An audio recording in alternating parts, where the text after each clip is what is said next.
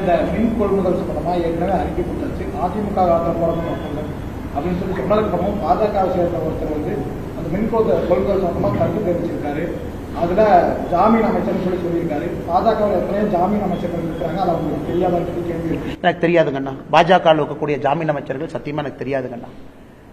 அதாவது ஓராண்டுக்கு மேல சிறையில் இருந்து ஓராண்டுக்கு மேல பல முறை பெயில் ரிஜெக்ட் ஆகி அவருடைய சொந்த தம்பி அவர்கள் ஆளக்கூடிய மாநிலத்தில் இன்னைக்கு அப்ஸ்காண்டிங்கா இருக்கார். இவர் அமைச்சர், சத்திய பிரமாணம் எடுத்த அமைச்சர். இவருடைய சொந்த தம்பி வாண்டட் அக்யூஸ்ட் ஆஃப் இடி.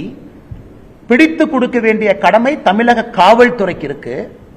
காவல்துறையை கையில் வைத்திருக்கக்கூடிய முதலமைச்சர் சொல்றாரு கோயம்புத்தூர்ல, என்னுடைய மகன் உட்பட 35 அமைச்சர்ல பெஸ்ட் அமைச்சர் இவராமா.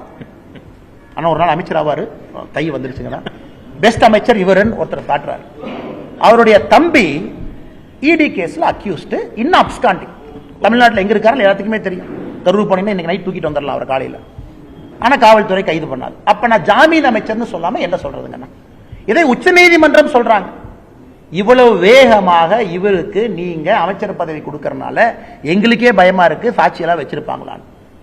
13ஆம் தேதி பொறுத்திருப்போம் என்ன உச்சநீதிமன்றத்தில் சொல்றாங்க பார்ப்போம். அப்ப நான் ஜாமீன் அமைச்சர் என்று சொல்வதில் என்னன்னா தப்பு. இரண்டாவது, நான் கேட்ட கேள்வி அதானி அம்பானி பிஜேபி நீங்க கொடுத்தீங்களே, சரி இது அதிமுக கொடுத்தாங்க, நான் கொடுக்கல. அதுக்கப்புறம் 77 கோடி ரூபாய் கொடுத்தீங்களே கமுத்தியில, அது என்னோட செகண்ட் அறிக்கையில் இருக்குங்க.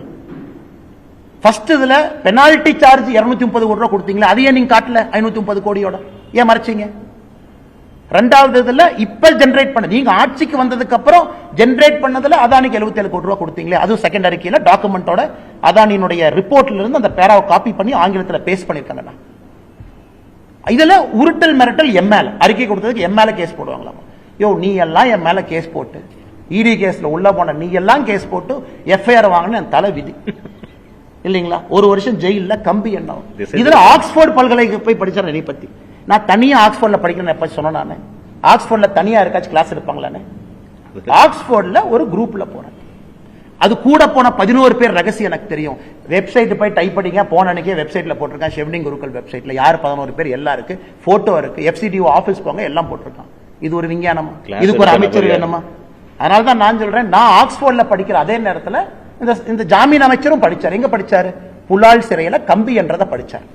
அவர் ஒரு பக்கம் படிச்சாரு, நான் லண்டன்ல படிச்சேன். அதனால ஃபெயிலான ஸ்டூடெண்ட் பாஸ் ஆன ஸ்டூடெண்ட் பார்த்து பொறாமப்படுறது நம்ம ஊர்ல சகஜம் தானா?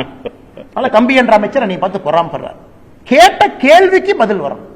அதானி கொடுத்தியா இல்லையா? கொடுத்த ஒத்துக்க. இல்ல ஆட்சிக்கு வந்ததுக்கு அப்புறம் 77 கோடி ரூபாய் கமுதி ப்ராஜெக்ட் கொடுத்தியா இல்லையா? கொடுத்த ஒத்துக்க.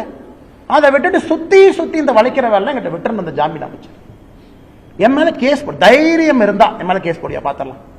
சரியான அப்பா அம்மா பிறந்த என் மேல கேஸ் போட்டு பார்த்தலாம். நான் தெளிவா கேட்கிறேன், தமிழ்நாடு அரசியல்ல ஒரு மாற்றத்தை பார்க்கணும். ஜெயிலில் இருக்கிற அமைச்சர் சொல்ற அளவுக்கு அரசியல் அந்த அளவுக்கு மோசமாயிருச்சு. சரியான ஆள் அந்த போடியா பார்த்தலாம். நீ போடு கேட்க, நான் பாத்துறேன். நீ எங்க கூட்டிட்டு போவேன்னு பாத்துறேன். கூட்டிட்டு போடு. போலீஸ் உங்க கையில் இருக்கு, போடு. முதலமைச்சர் உனக்கு தான் நெருங்கிய நண்பர், நீ தான் ஒரு பையன் மாதிரின்னு சொல்றிய. மகனை விட முக்கியமான அமைச்சர் போய் சொல்லு, காலில் விழு. ஆனா டிஜிபி சொல்லி மேல கேஸ் உள்ளவே பார்த்தலாம். நாயத்தை பேசினா இந்த ஊர்ல மிரட்டல். கேட்ட அமைச்சர் பதவி, கேட்ட அமைச்சர் பதவி, நாயத்தை பேசினா மிரட்டல். அதனாலதான் அந்த அறிக்கை ஸ்ட்ராங்கா கொடுத்தான். நான் மரியாதை கொடுக்கக்கூடிய ஆள். இந்த உருட்டல் மிரட்டலுக்கு பயப்படுற ஆள். நான் ஊர்ல உட்காந்து ஆடு மேய்ச்சிட்டு இருப்பேன், அதுக்கெல்லாம் பயந்துதான் இங்க வந்து உங்கள அரசியல் பண்ணிட்டு இருக்கேன் பாரு. நான் இந்த மாதிரி ஆள் ஓட பண்ணுங்கிறதுக்காக நான் தவமா எடுத்து அரசியலுக்கு வந்திருக்கேன், தவமா எடுத்து வந்திருக்கேன். நீங்க அப்படியே மிரட்டி உருட்டி அப்படியே மிரட்டி பார்த்துருவீங்க. நான் கேட்பது ஒரே ஒரு கேள்வி, இரண்டாவது முறையும் அதானி கொடுக்கலன்னு சொல்லுங்க. அறிக்கையை படிக்கிறதே கிடையாது. அத்தனை ஐஏஎஸ் ஆபிசர் கூட இருக்காங்க. இவருக்கு எதுவுமே தெரியும். ஐஏஎஸ் ஆபிசர் எழுதி கொடுக்கறதா அமைச்சர் படிக்கிறாங்க. அறிக்கையை தூக்கி ஐஏஎஸ் ஆபிசர் கொடுத்தா டேஞ்சர் கொடுத்தா அவனே பார்த்து பண்ணி கொடுத்துருவான். அதை வந்து பிரஸ்ல ஒப்பிக்கணும். வேற அமைச்சருக்கு என்ன என்னை மாதிரி உட்காந்து டைப் படிக்கிற வேலையா? இங்க நான் சிங்கிள் மேன் ஆர்மியா உட்காந்து டைப் படிக்கணும், கூகுள் பண்ணணும், அதானி ரிப்போர்ட்டை பார்க்கணும், இத்தனை வேலை செய்யணும். எனக்கு ஐஏஎஸ் ஆபிசர் இருக்காங்களா, செக்ரட்டரி இருக்காங்களா? எல்லாம் அரசியல் நண்பர்கள் இருக்கிறாங்க. அத்தனை ஐஏஎஸ் ஆபிசர் வச்சிருக்கீங்க டேஞ்சர் கூட. ஒரு ஆள்கிட்ட கொடுத்து டைப் படியா, டைப் அடிச்சு அதானி கொடுத்தியா? கேட்ட கேள்விக்கே சொல்லாம ஆக்ஸ்போர்டு போனதை பத்தி நீ தான் உள்ளூர் ஸ்கூல்லயே படிச்சேன்னு எனக்கு தெரியாது. தமிழ் இருக்க வேண்டியதான். நான் ஆக்ஸ்போர்ட் போனதெல்லாம் பெருமையா சொல்லிங்க ஐயா. காமராஜர் ஐயா படிக்காதான் நான் பெருமையை போய் சொல்றேன். எனக்கு படிப்பு தேவைப்பட்டுச்சு, நான் படிக்க போனேன். யாராச்சும் நான் குறைஞ்சனா நோண்டுன்னா இன்னொருத்தர் படிக்க தப்புன்னு சொன்னா, எனக்கு அறிவு தேவைப்பட்டது, நான் தேடி போனேன். அதன் மூலமா என்னை மெருகேற்றிக் கொள்ள வேண்டும் என்று நினைக்கின்றேன். படிக்காதவங்களை தப்புன்னு எப்ப சொல்லியிருக்கணும்? நீ புலால் சிறையில கம்பி எண்ணவெல்லாம் கம்பி எண்ணிட்டு இருக்கணும். அதை விட்டுட்டு இவன் ஆக்ஸ்போர்டு போனாரு, 11 பேர் போனாரு, அப்படி இப்படி. நான் எங்கேயாச்சும் போன கூட சொன்னேன், நீங்களா தான் கேள்வி கேட்குறீங்க. சீமானாங்கிட்ட போய் கேள்வி கேட்குறீங்க, அவர் பதில் சொல்றாரு. நான் எங்கேயாச்சும் கூட சொன்னா நான் ஆக்ஸ்போர்ட் போனேன், நான் சொல்லாம தானே போனேன், நீங்களா தான் செய்தி போட்டேன். ஆனால் மறுபடியும் திமுக அமைச்சர்களுக்கு சொல்லக்கொள்ள விரும்புகின்றேன், மறுபடியும் நான் கிளாக்கை ரீவைண்ட் பண்ணி 1 வருஷத்துக்கு பின்னாடி போக விரும்பல. ஆரோக்கியமான அரசியலை பண்ணுங்க. நானும் ஆரோக்கியமான, இந்த தெருநாய் மாதிரி மோப்பம் பிடிக்காத வேலை. நாங்கள் ஆரோக்கியமான அரசியல் செய்வதற்காக வந்திருக்கேன்.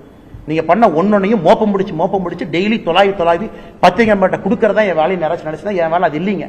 என் வேலை எங்க ஆரோக்கியமான அரசியல் பண்றதுக்காக வந்திருக்கு. அது தயவு செஞ்சு மறுபடியும் பழையபடி 1 வருஷத்துக்கு முன்னாடி கொண்டு போய் விடாதீங்க.